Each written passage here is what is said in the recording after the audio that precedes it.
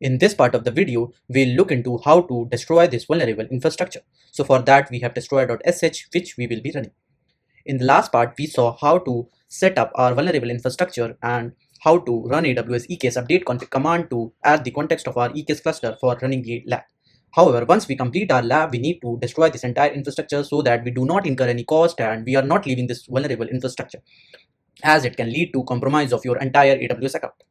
So quickly I'll do an ls. So we need to make sure that this destroy.sh is in place. You can see there are multiple other config files which are created for our infrastructure. However, once we run this destroy.sh, these files will be deleted as well.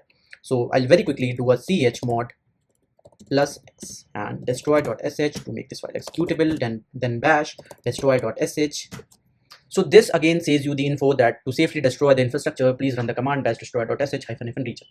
I have implemented the checks to make sure that we are setting the correct region automatically. However, make sure you are running your deploy.sh and destroy.sh in the same regions. So it will continue and it will start deleting the infrastructure. So once it will delete, the script will end and it will give you the message that it has successfully destroyed the AWS vulnerable infrastructure. So we'll wait for the time, and once the script is completed, I'll be back. All deployments deleted successfully.